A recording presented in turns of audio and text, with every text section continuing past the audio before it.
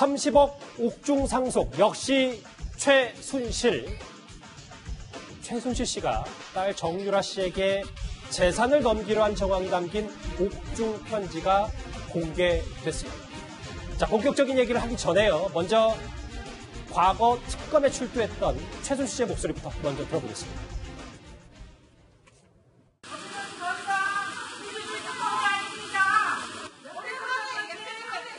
최순실 씨 여전히 강한 투사 갖고 있다고 생각하십니까? 여전히 강한 투사 특검이 아닙니다. 박대통령하고 모든 운동개입을 말씀하고 다들 강요하고 있어요. 이분들 너무 억울해요. 우리 애기까지 다 어리석다까지 이렇게 하는 거는. 참, 저 화면 참 오랜만에 보네요. 그래서 저희 뉴스탑10 제작진이 최순실 씨의 옥중 편지 실체가 참 궁금했습니다. 그래서요, 최순실 씨는 지금 수감 중이기 때문에 변호인인 이경재 변호사에게 방송 전에 제가 직접 전화를 해봤습니다. 먼저 최순실 씨의 근황입니다. 7월 말쯤에 전번에 목욕하다가 다쳐가지고 이마가 한 5cm 좀 다친 상태에 있고 지금 현재 그 판결 선고를 앞두고 있지 않습니까? 8월 경이 있을 것이다 하는데 상당히 좀 긴장하고 있는 그런 상태인데. 자, 먼저 김태현 변호사님. 네. 30억을 갖고 있어라라는 의미는 어떤 의미입니까? 그러니까 지금 이제 일부 언론에서 보도한 얘기 좀 볼게요. 여러 건물이 있잖아요, 강남 쪽에. 건물이 있고 팔릴 것 같다라는 거예요. 그러면 이제 애초에 특검 쪽에서 추징 보존 조치를 해놨으니까 그거 이제 추징금 70억 얘기하는 것 같습니다. 그거 공탁해라. 그러니까 그걸 이제 갚아야 된다는 거죠. 어차피 추징이 당했으니까. 그리고 세금 내면 4, 50억 정도 남는데 그 중에서 너의 몫으로 20억, 30억 줄 테니까 뭐 현금으로 찾든가 해서 가지고 있으라는 거예요. 그러면 저거 사실은 저 내용 자체는 적절하고 안 적절한가 떠나서 다 합법적인 거예요. 왜냐면 일단 건물 팔아서 추징해 놓은 거 다 갚고 그다음에 상속세를 양도적 세금 다 낸다라는 거예요. 그 나머지를 가지고 이제 현금으로 이제 정유라 씨에게 주겠다는 거니까 그러니까 저 법적으로는 아무런 무리가 없는 거죠. 뭐 적절하고 이게 뭐 그런 걸 떠나서 도의적인 거 다 떠나서 그런데 저는 아침에 이 얘기를 들으면서 제일 궁금했던 거 이게 어떻게 보도가 됐지? 옥중 편지가요. 그러니까요. 이게 보세요. 원칙적으로 제가 알기로는 편지 이제 검열 안 되거든요. 그런데 지금 구치소에서도 특히 이제 최순실 씨는 편지를 꼭 검열을 해야 되는 일부 대상자가 있긴 한데 최순실 씨는 그게 아니라는 거잖아요.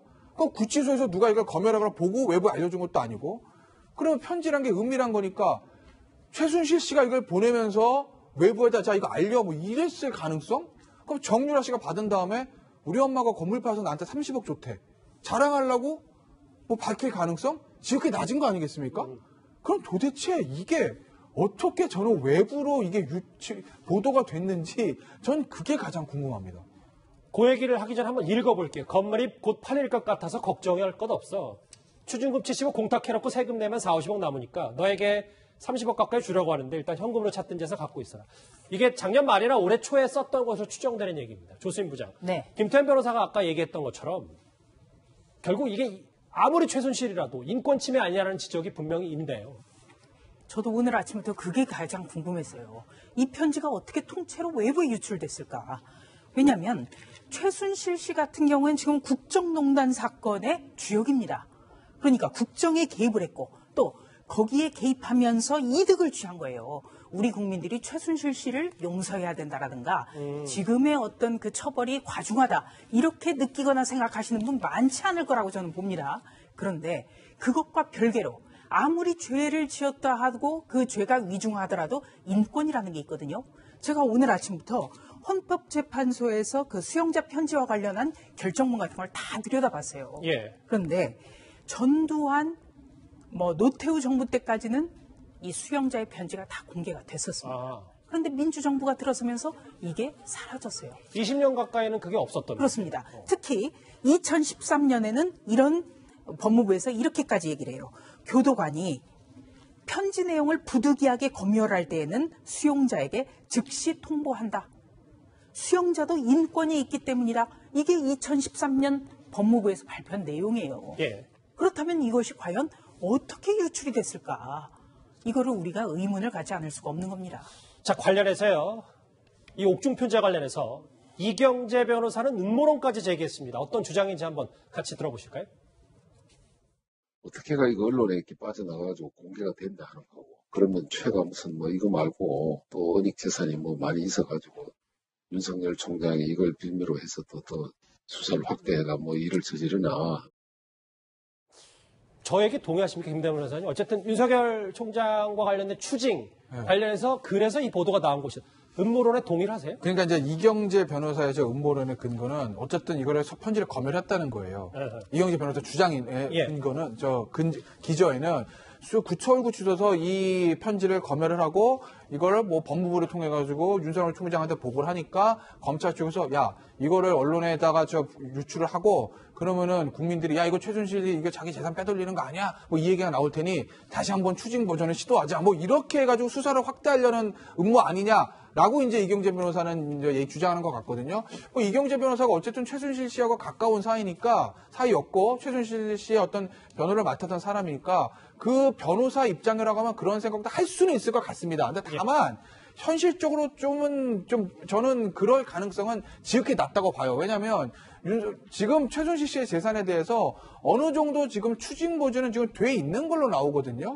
그리고 아까 그 편지 내용에도 보셨듯이 건물을 팔아가지고 추징금 60억인가 70억 내라는 거예요.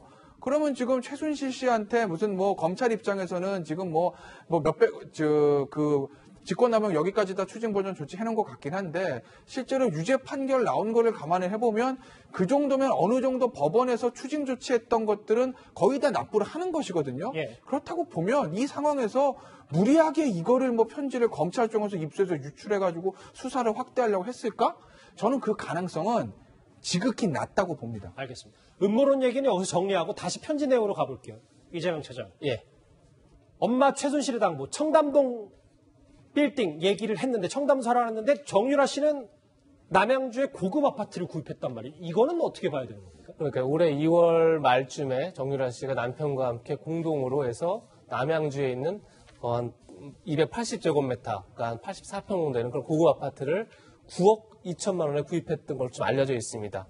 아주 흥미로운 거는 등기부 등본을 보면 그러고 나서 최순실 씨가 그 아파트에 7억 원의 근저당을 설정합니다. 그러다 보니까 이게 정말 정유라 씨에게 돈을 빌려준 건지 아니면 아까 전에 우리가 편지에 있던 30억 원 중에 일부를 가지고 정유라 씨가 저 아파트를 샀는데 나중에 이제 증여세를 낼 수 있기 때문에 그걸 회피하기 위해서 마치 7억 원을 엄마한테 빌린 것처럼 하기 위해서 근저당을 설정한 건지 이런 이제 논쟁까지 지금 벌어지고 있는 상황입니다.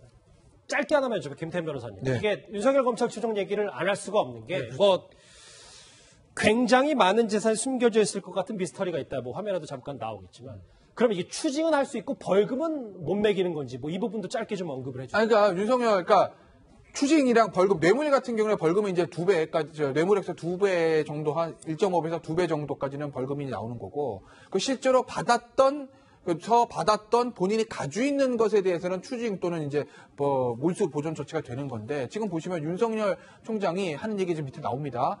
많은 재산에 숨겨져 있을 거다 미스터리라고 그랬어요. 실체는 없다는 거예요. 뭐 의혹이 시중에 있다 이런 얘기고, 그 앞서 얘기해 보시면 이미 다 보존 청구를 해놓은 상태라 큰 문제는 없을 것 같다 이 얘기거든요. 뭐 아까 보존 조치 해놓은 게 무리가 없다라는 게 최순실 씨도 그 편지에서 야 이거 건물 팔아가지고 그 돈 내라는 얘기를 하잖아요. 윤석열 총장도 이미 전부 다 조치를 해놨기 때문에 판사한테 무리가 없다 이렇게 얘기를 하고 있는 상황이기 때문에 이걸 뭐 검찰 쪽에서 이거를 흘렸을 가능성은 저는 아까도 말씀드렸듯이 거의 없다고 보는 거죠. 자, 30억 옥중 상속 역시 최순실 얘기 여기서 정리하겠습니다.